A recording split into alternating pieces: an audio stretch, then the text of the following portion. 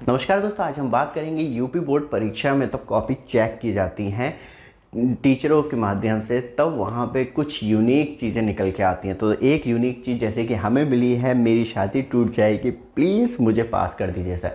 तो टीचर के द्वारा तब कॉपियाँ चेक की जाती है। तो ऐसा नहीं है दोस्तों, ये यूपी बोर्ड में ये आपको हर जगह ऐसा देखने के लिए मिलता है। लेकिन क्या एक डिफ़ाइन किया जाए कि ये तरीका सही है या टीचरों को पास कर देना चाहिए। पहले स्टेटमेंट पढ़ते हैं, अमर उजाला की न्यूज़ है। तो यहाँ पे 4 स्टेटमेंट दिए गए हैं और बिल्कुल मतलब कॉपी पेस्ट किया गया है कि एक्चुअली बच्चों ने किस हिसाब से रिक्वेस्ट की। तो मैं आपको पढ़ के सुनाता हूँ। तो ये है राजकीय रजा इंटर कॉलेज रामपुर की, जो कि जहाँ मैं रहता हूँ। तो वहाँ पे एक कॉपी में शादी टूटने की बात कहते हुए पास करने की परीक्षक से गुहार लगाई। छात्र ने अपनी कॉपी में आगे लिखा कि गुरुजी, मेरे परिवार की स्थिति ठीक नहीं है, हम गरीब परिवार से हैं, परिजन एक उम्मीद से पढ़ा रहे हैं, फेल हो गया। मतलब ये लड़की ने लिखा है, यहाँ पे हो गया गलत है, हो गई तो परिजनों का सपना भी टूट जाएगा। इतना ही नहीं, छात्र ने लिखा कि गुरुजी, मैं आपके चरण स्पष्ट कर दूँ। डैट मीन्स ये है कि उन्होंने लिख के ही चरण स्पष्ट कर लिए। तो ये एक छात्र के द्वारा गुहार लगाई गई। लेकिन आप इस तरीके के बहाने एक्चुअली नहीं कर सकते। तब कॉपी जांची जाती है, तो कभी कभी कॉपी रीचेक भी हो जाती है।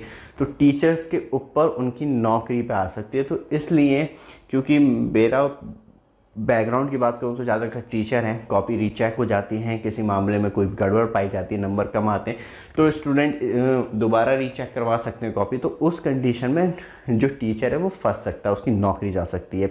दूसरा है राजकीय मुर्तजा इंटर कॉलेज, जहाँ पे मैं पढ़ा था, ठीक उसकी है। तो हाई स्कूल की बात है। ये हाई स्कूल के बच्चे ने सामाजिक विज्ञान का एक उत्तर पुस्तिका में लिखा था, लोग पर्यावरण को बचाने के लिए प्रयास करते हैं, लेकिन पर्यावरण को संतुलित बनाए रखने के लिए पशु पक्षियों को जिंदा रहना भी ज़रूरी है।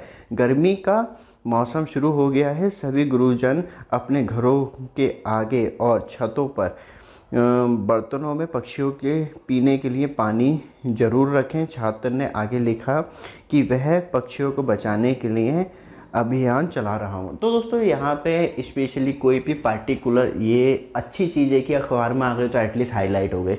लेकिन जो टीचर है वो ये चीज़ हाईलाइट नहीं करता, तो पार्टिकुलर आप एक बंदे के लिए निबंध लिखने की ज़रूरत नहीं है। आपको लगता है तो आप अमर उजाला में या मतलब किसी भी इस तरीके की चीज़ें आप किसी भी न्यूज़पेपर वाले को देते हो तो वो लिख देता है, और आपको कुछ ज़्यादा सर्च करने की ज़रूरत नहीं। गूगल हर कोई चलाना जानता है, तो वहाँ पे हर किसी मतलब अखबार के प्रिंटिंग प्रेस के नंबर मिल जाते हैं। तो आप ये चीज़ें हेडलाइन में लिखवा सकते हैं और वो बहुत खुश होते हैं ऐसे अखबार ये छोटी छोटी हेडलाइन लिखने में। इसके लिए कोई आपसे पैसा भी नहीं लिया जाता। तो स्पेशली आप इधर उत्तर ना दें।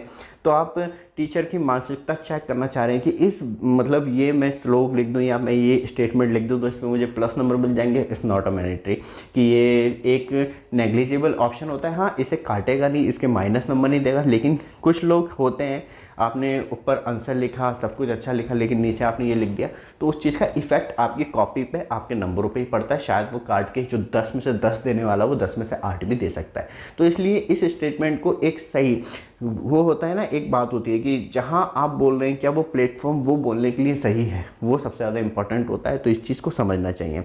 तो यहाँ पे है, हाई स्कूल की उत्तर पुस्तिका में छात्र ने लिखा कि हमें पता नहीं था कि इस साल परीक्षा होगी। मतलब ये कोविड केस है।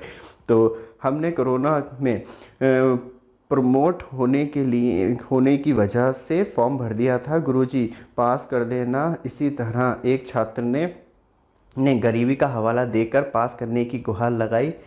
तो किसी ने बीमारी की बात लिखी है। तो यहाँ पे ऐसी चीज़ें लिखने से इफ़ेक्ट नहीं पड़ता, क्योंकि मैंने पहले ही बोल दिया कि कॉपी कभी कभी रीचेक हो जाती हैं।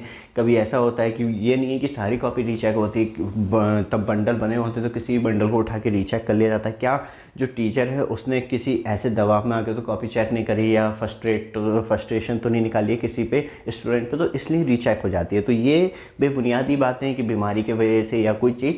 हाँ, आपको स्टेटमेंट लिखना है तो आप उसे पढ़ें, थोड़ा सा पढ़ें। एग्ज़ाम में एटलीस्ट पास होने के नंबर के लिए आप, मैं नहीं कहता कि आप 18 घंटे या 10 घंटे या 5 घंटे रेगुलर पढ़ रहे हैं, आप एग्ज़ाम से 3 दिन पहले भी स्टडी कर लेते हो तो एटलीस्ट पास होने लायक नंबर ला सकते हैं। बहुत सारे ऑप्शन आज की डेट में यूट्यूब पे अवेलेबल हैं, गूगल पे अवेलेबल हैं, एग्जाम्पल पेपर आ जाते हैं, सब कुछ आ जाता है, आप उन्हीं को मतलब चेक कर लेते हो। तो मुझे लगता नहीं है कि उसके लिए आपको किसी टीचर से गुहार लगाने की ज़रूरत है। डंडे की चोट पर नंबर मांगिए एग्ज़ाम को क्लियर करके। और चौथे विद्यार्थी ने जो लिखा, एक विद्यार्थी ने इंटर विज्ञान की कॉपी में गुरुजी पास कर देना नहीं तो माँ बाप शादी करा देंगे, वह आगे पढ़ना, अच्छा ये भी लड़की ने लिखा है, वह आगे पढ़ना चाहती, मतलब ये वह शायद गलत हो गया है कुछ, तो मैं आगे पढ़ना चाहती हूँ लेकिन ग्रामीण माहौल में आज भी बालिकाओं की परीक्षाओं पर ध्यान नहीं दिया जाता। उत्तर पुस्तिका में लिखा, गुरुजी मैं आपकी आभारी रहूँगी, अगर मैं पास हो गई तो मैं आगे भी पढ़ सकूँगी, फेल हो गई तो मेरा विवाह हो जाएगा, गुरुजी मेरा विवाह होने से बचाने के लिए पास कर दीजिए। तो दोस्तों ये स्टेटमेंट दिल छूने वाला है, लेकिन फिर हम बैक आते हैं कि ये स्टेटमेंट कोई वैल्यू नहीं रखता, क्योंकि तब आप एग्ज़ाम देने आए हैं तो एटलीस्ट आपने कुछ तो पढ़ाई की होगी। अब ये तो बहाना नहीं लगा सकता ना, कोविड केस है भाई, मैं सोचा था इस बार प्रमोट हो जाऊंगा, तो टीचर भी रिप्लाई कर सकता है, कोई बात नहीं बेटा इस बार एग्ज़ाम हुए थे तो डी प्रमोट हो जा। तो ये चीज़ें हैं। शादी एक इंडिया में बात करूँ तो बहुत ज़्यादा डीप कंसर्न है इस मामले में कि कोई फेल हो जाता है तो उसके बारे में यही सोचा जाता है ज़्यादातर समाज में। तो इस तरीके के स्टेटमेंट लिखने से अच्छा टोटल मिला के हमारा रिव्यू 4 लोगों के स्टेटमेंट पढ़े, और ये 4 लोगों के स्टेटमेंट नहीं होंगे, ये लाखों बच्चों के स्टेटमेंट होंगे इन 4 से ही रिलेटेड। तो मैं ऐसे अपील करूँगा सबसे कि आपको एक्चुअली स्टडी करनी चाहिए, स्टडी के बिना तो इज़ नॉट पॉसिबल। और बहुत सारी पुस्तिकाओं में, बहुत सारी उत्तर पुस्तिकाओं में ऐसी चीज़ें लिखी भी होंगी और दब गई होंगी और फिर वो रिज़ल्ट में फेल पाए जाएंगे। तो दोस्तों हमेशा 2 या 3 दिन पहले भी आप पढ़ लेते हैं, एटलीस्ट पास होने के लिए पढ़ रहे हैं तो ईजिली पास हो ही जाते हैं। लेकिन आप टॉपर बनना चाह रहे हैं तो वहाँ पर आपको रेगुलर एटलीस्ट 6 आवर्स स्टडी करनी चाहिए। तो दोस्तों ये वीडियो आपको अच्छा लगे, चैनल को सब्सक्राइब, वीडियो को लाइक जरूर कीजिएगा। धन्यवाद दोस्तों।